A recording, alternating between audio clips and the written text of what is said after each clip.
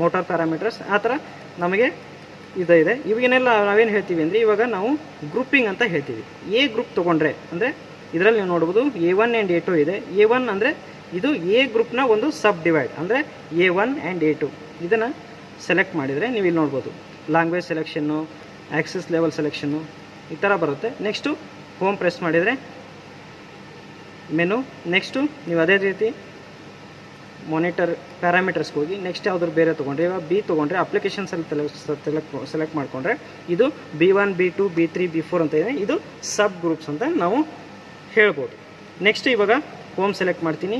ಇವಾಗ ಇಲ್ಲಿ ನಮಗೇನಾಗ್ತಿದೆ 30 ಹರ್ಟ್ಸ್ ಇದೆ. ಇದನ್ನು ಎಂಟರ್ ಮಾಡಿ ಇವಾಗ ನಾನು 30 ಹರ್ಟ್ಸ್ ಇರೋ ಫ್ರೀಕ್ವೆನ್ಸಿನ ನಾನೇನು ಮಾಡ್ತೀನಿ ಈ ಕರ್ಸರ್ನ ಮೂವ್ಮೆಂಟ್ ಮಾಡಿ ಇದನ್ನು 20ಗೆ ತೊಗೊಳ್ತೀನಿ.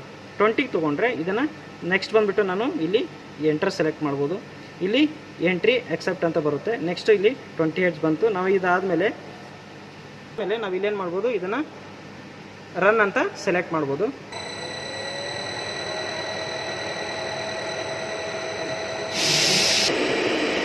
ನೀವು ಇಲ್ಲಿ ಅಬ್ಸರ್ವ್ ಮಾಡ್ಬೋದು ಫಾರ್ವರ್ಡ್ ಅಂದರೆ ಫಾರ್ವರ್ಡ್ ಮೋಷನಲ್ಲಿ ಇದು ಮೋಟರ್ ರನ್ ಆಗ್ತಾ ಇದೆ ನಮ್ಮದು ಅಂಥೇಳಿ. ಈಗ ಇಲ್ಲಿ F3 ತೊಗೊಂಡ್ರೆ ಇಲ್ಲಿ ನೀವು ನೋಡ್ಬೋದು ಫ್ರೀಕ್ವೆನ್ಸಿ ಔಟ್ಪುಟ್ ಫ್ರೀಕ್ವೆನ್ಸಿ 20 ನಾನು ಸೆಲೆಕ್ಟ್ ಮಾಡಿರೋದು 20. ಇಲ್ಲಿ ವೋಲ್ಟೇಜ್ ಏನಾಗ್ತಿದೆ ಅಂದರೆ ಕರೆಂಟು ನಮ್ಮದು ಇನ್ಕ್ರೀಸ್ ಆಗಿ ಡಿಕ್ರೀಸ್ ಆಗುತ್ತೆ 1.6 1.57 ಹತ್ರ ಈ ಥರ ಏನಾಗ್ತಿದೆ ನಮ್ಮದು ಬರುತ್ತೆ. ಇಲ್ಲಿ F3 ಸೆಲೆಕ್ಟ್ ಮಾಡಿದರೆ ಫಾರ್ವರ್ಡ್ ಆ್ಯಂಡ್ ರಿವರ್ಸ್ ಅಂತ ಇದೆ. ನೆಕ್ಸ್ಟ್ ಇಲ್ಲಿ F3 ಹೊಡೆದ್ರೆ ಇಲ್ಲಿ ನೀವು ಚೇಂಜಸ್ ಆಗುತ್ತೆ. ಇದು ಫಾರ್ವರ್ಡ್ ರನ್ನಿಂಗಲ್ಲಿದೆ. ನೆಕ್ಸ್ಟ್ ಇವಾಗ ನಾನೇನು ಮಾಡ್ತೀನಿ F3ನ ಅಂದರೆ ಸೆಲೆಕ್ಟ್ ಮಾಡ್ತೀನಿ. ಇವಾಗ ನೀವು ಇಲ್ಲಿ ನೋಡ್ಬೋದು ರಿವರ್ಸಲ್ಲಿ ತೋರಿಸುತ್ತೆ. ರಿವರ್ಸಲ್ಲಿ ರೊಟೇಟ್ ಆಗ್ತಾ ಇದೆ.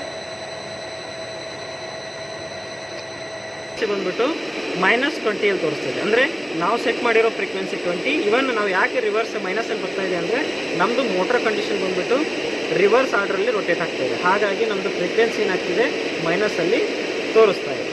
ಇನ್ ಕೇಸ್ ಅದೇ ರಿವರ್ಸಲ್ಲಿ ಅಂದರೆ ಫಾರ್ವರ್ಡಲ್ಲಿ ರಿವರ್ಸಲ್ಲಿರೋದು ಫಾರ್ವರ್ಡಾಗಿ ಮಾಡಿದರೆ ನಾವಿಲ್ಲಿ ಮೈನಸ್ ಇರೋದು ಏನಾಗುತ್ತೆ ಪ್ಲಸ್ಸಲ್ಲಿ ಮೂಮೆಂಟ್ ಆಗಿ ಫಾರ್ವರ್ಡ್ ಡೈರೆಕ್ಷನಲ್ಲಿ ಮೂಮೆಂಟ್ ಆಗುತ್ತೆ.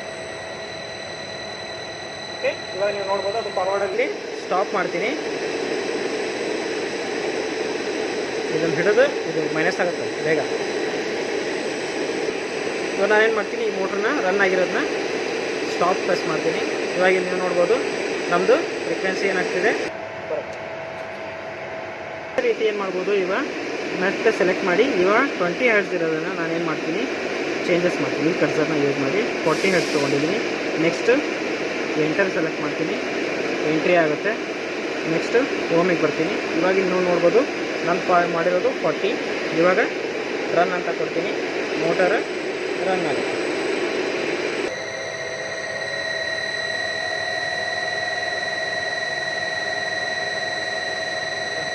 ಇವಾಗ ಫಾರ್ವರ್ಡಲ್ಲಿದೆ, ಇದನ್ನು ರಿವರ್ಸ್ ಸೆಲೆಕ್ಟ್ ಮಾಡ್ತೀನಿ. ರಿವರ್ಸಲ್ಲಿ ನೀವು ನೋಡ್ಬೋದು ಇವಾಗ 0 ಹೋಗಿ ಮೈನಸಲ್ಲಿ ಬರುತ್ತೆ. 0 ರಿವರ್ಸ್ ಆರ್ಡ್ರಲ್ಲಿ ರೊಟೇಟ್ ಆಗುತ್ತೆ.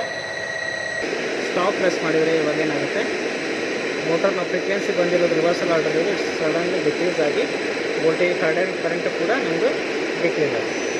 ಅವಾಗ ಕಂಪ್ಲೀಟ್ಲಿ ನಮ್ಮ ಮಷಿನ್ ಏನಾಗುತ್ತೆ ಅಂದರೆ ಮೋಟರ್ ಕಂಪ್ಲೀಟ್ಲಿ ಸ್ಟಾಪ್ ಆಗುತ್ತೆ. ನಾವು ಮೋಟ್ರೆಲ್ಲ ಸ್ಟಾಪ್ ಮಾಡಿದ್ದಾದಮೇಲೆ ನೆಕ್ಸ್ಟ್ ನಾವೇನು ಮಾಡ್ಬೋದು ಇಲ್ಲಿ VFT ಔಟ್ಪುಟ್ನ ಮೊದಲಿಗೆ ಆಫ್ ಮಾಡಿ, ನೆಕ್ಸ್ಟ್ ಮೇನ್ಸ್ನ ಆಫ್ ಮಾಡಿ, ನೆಕ್ಸ್ಟು ಮೇನ್ ಸಪ್ಲೈ ಬಂದಿರೋದನ್ನ ಆಫ್ ಮಾಡಿದರೆ ಒಂದು ಕಂಪ್ಲೀಟ್ VFT ಏನಾಗುತ್ತೆ ಕಂಪ್ಲೀಟ್ ಬಂದಾಗುತ್ತೆ.